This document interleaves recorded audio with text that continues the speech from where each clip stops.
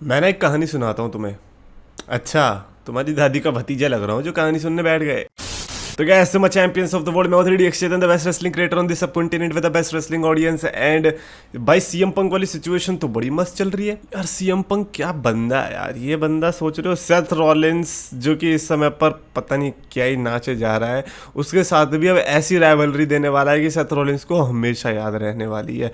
और कल ये जो सेगमेंट देखने को मिला ना between CM Punk and Becky Lynch, yes Becky Lynch जो कि आपको पता है कि सेथ रॉलिंस से अच्छा प्रोमो कट कर सकती थी सीएम पंक के आगे, तो उसको भेज दिया and she just nailed it. I feel like मैं जो आपको पहले भी कहा था जब लहरा वेलकीरिया के साथ इसकी राइवलरी चल रही थी, दैट बेकी लिंच का ये मेरा अब तक का फेवरेट वर्जन है। मेरे को द मैन वाले में भी उतना इंटरेस्ट नहीं है, मैंने कहा हो गया तो हो गया, लेकिन सबसे ज़्यादा जो इंटरेस्ट मेरे को आया, हाँ एक आई थिंक उस टाइम पे भी आया था जब 2022 में बियांका बेलेयर और बेकी लिंच की राइवलरी चल रही थी, वो भी इंटरेस्टिंग था। But this one has been my favourite so far considering कि उसका जो एक वेटरन वाला कैरेक्टर है वो बहुत उभर के आया। उसने लायरा वेलकीरिया को सिंगल हैंडेडली उठा दिया। अगर यही चीज़ लायरा वेलकीरिया बेकी लिंच की जगह बेली के साथ करती, मैं सही में बता रहा हूँ दोनों का बंटाधार हो जाता। But Becky Lynch made sure कि भाई उसका भी कुछ हो आगे जाके। एंड नाउ सीएम पंक के सामने जो प्रोमो था, like that was absolutely magnificent.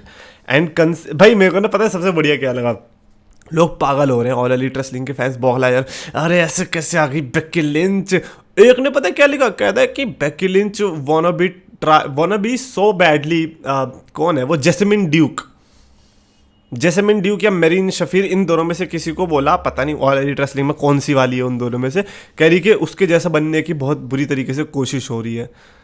Wow wow, मतलब उस बंदे से कंपेयर किया है जिसको डब्ल्यूडब्ल्यूई ने जाने दिया कि भैया ये यूएफसी की 4 हॉर्स वुमेन में से सबसे कमज़ोर वाली को रख के हम क्या करेंगे, तुम जाके रख लो। और बेकी लिंच वो बनना चाह रही है। वाह बेटे करा दी मौज। मतलब ऑल एलीट रेसलिंग फैंस का लॉजिक ही अलग है और इतना चिढ़ रहे कह रहे बेकी लिंच कैसे आ सकती है, like what is the logic. सही बात है, क्या लॉजिक हो सकता है, सेथ रॉलिंस के पास पॉल हेमन और ब्रॉन ब्रीकर और ये सब बचे ही नहीं बचाने के लिए। कौन आ सकता था, बेकी लिंच तो नहीं आ सकती थी क्योंकि मतलब उसको क्या है ना, हस्बैंड ही तो है। कौन आ सकता था यार, लॉजिक नहीं समझ में आ रहा मेरे को। ये गधों को कौन समझाएगा। मेरे को एक बात बताओ यार, इनकी 1000 की अटेंडेंस में जो ये शो कर रहे हैं, ये देख देख के मुझे लग रहा है इनका हो गया दिमाग खराब। बट एनीवे सीएम पंक और बेकी लिंच के सेगमेंट पे आते हैं। बेकी लिंच ने जो पैशनेट प्रोमो कट किया कि भाई तुझे क्या लगता है, तू सेथ रॉलिंस को बोलते है कि क्या सिर्फ उसे ही हर्ट होता है, हम सबको हर्ट होता है। एंड आई एम लाइक अच्छा बेटा। अरे नहीं पता है मेरे को फनीएस्ट ट्वीट पता है कौन सा लगा था, एक ने लिखा था कि डब्ल्यूडब्ल्यूई का बंटाधार होता है जब ये दोनों टॉप पे होते हैं। और उसमें 2019 की पिक्चर थी जहाँ पे सेथ रॉलिंस और बेकी लिंच चैंपियन थे, और अब वाली जब सेथ रॉलिंस और बेकी लिंच चैंपियन है। मैंने कहा यार बात तो सही है। बट एनीवे सीएम पंक के साथ में तो सीएम पंक बचाने तो आएगा। सीएम पंक को बहुत गुस्सा आ गया था, पहले तो सीएम पंक को बात ही नहीं करनी थी बेकी लिंच से कि छोड़ यार मेरे को तेरे से करनी ही नहीं है बात। लेकिन जब उसने चांटे बजाने शुरू किए, भाई वो जो चांटे थे ना, भले ही कैसी भी उसकी कह सकते कि इंटेंसिटी होगी, बट जितने ज़्यादा चांटे मारे, जिस पैशनेट से बट क्यूटनेस से जो चांटे मारे, आई थिंक सेथ रॉलिंस को एक पॉइंट पे लगा तो होगा कि यार ये प्यार तो नहीं करती इससे, क्योंकि उसी तरीके का लग भी रहा था है ना। वो हेडबट जो मारा था वो हेडबट तो नहीं लग रहा था, ऐसा लग रहा था दिल की धड़कन सुनना चाह रही है सीएम पंक की, तेज हुई या नहीं हुई। बट उसके बाद जो सीएम पंक का बोलना था कि मैं रिग्रेट कराऊंगा सेथ रॉलिंस को उसके कैश इन करने का, और तेरे को भी रिग्रेट कराऊंगा कि तूने मेरे पे अटैक किया, वहाँ पर बहुत बड़ी पॉप आई क्योंकि हमें पता है कि यहाँ पर एजे ली को टीज किया जा रहा है। आप सोचो ना, हस्बैंड एंड वाइफ की राइवलरी एक तरीके से दिखा रहे हैं, क्योंकि बेथ फिनिक्स के टाइम पे जो हमने बताया था कि Beth Phoenix and Edge versus the Miz and Maryse वाला हुआ था, वैसे ही कुछ हमें इस बार भी देखने को मिलेगा। बट इस बार बहुत ही ज़्यादा बड़े लेवल पे होने वाला है, बिकॉज हमें एजे ली का रिटर्न देखने को मिलेगा। नाउ हियर्स द थिंग, क्या एजे ली सही में आने वाली है, because that's a big question. Because AJ Lee का आना is a big deal for women's division. Like Nikki Bella और एजे ली, भले ही निकी बेला ने कितने भी व्यूज लाए हो, but both are different things. People are not happy, WWE के बैक स्टेज में they are not happy with Nikki Bella की परफॉर्मेंस। एंड जो कि मैंने कहा भी था, मैंने कहा था कि देखो देख के लग तो रहा है कि निकी बेला की परफॉर्मेंस अच्छी होगी, बट रेसल पलूजा में उतना कुछ खास आया नहीं। तो वहाँ से पता चल गया कि देखो वुमेन तो वुमेन होवे है और डीवा तो डीवा होवे है, लेकिन AJ Lee was the first female wrestler जिसको मैं कहूंगा, फर्स्ट तो नहीं बोलेंगे यार, उसके पहले भी थी दो तीन, बट एटलीस्ट उस वाले टाइम पे एजे ली वाज द रेसलर जो कि एक डीवा के एरा में लड़े जा रही थी। तो एजे ली अगर अब आती है तो ऑब्वियसली बहुत लोगों को बहुत हेल्प होगी, बट उसका कैरेक्टर हमें भी देखने में मजा आएगा, नॉस्टैल्जिया पूरा हिट होने वाला है। CM Punk and AJ Lee versus Beth Phoenix और Becky Lynch and Seth Rollins, like ये मैच भी बड़ा जनरेशनल होने वाला है। I am so hyped. And जो सीएम पंक ने जब बोला ना कि एडम पियर्स को कि ये शिकागो में हो रही है ना, क्या बोलते हैं अपनी स्मैकडाउन, वो कहता है यस, फिर वो कहता है it's going to be ट्रेमेंडस।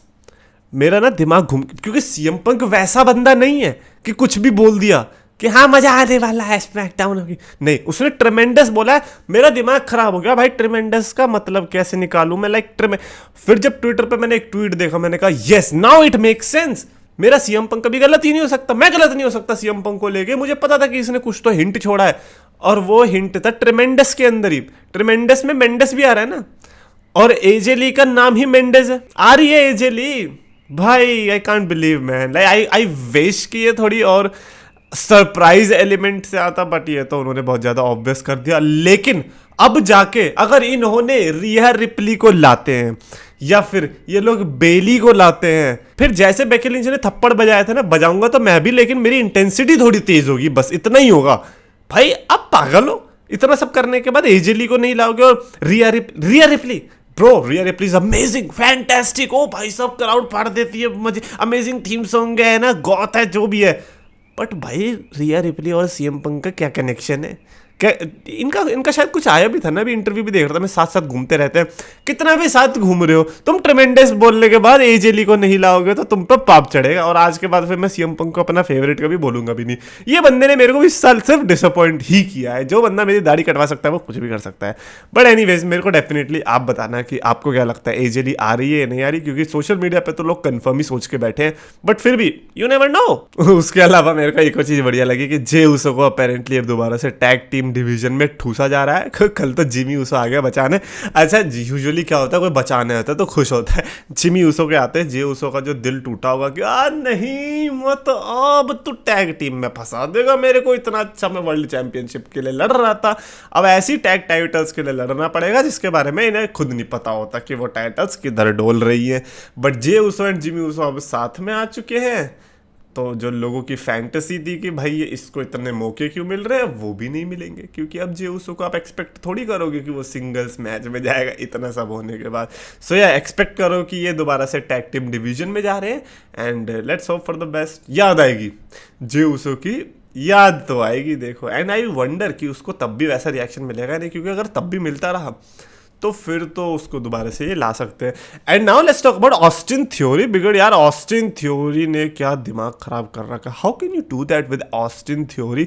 You know what broke my heart, जब मैंने न्यू डे और ग्रेसन वॉलर का सेगमेंट देखा, nothing wrong with it, but if I am seeing Grayson Waller, tell me why I couldn't see Austin theory.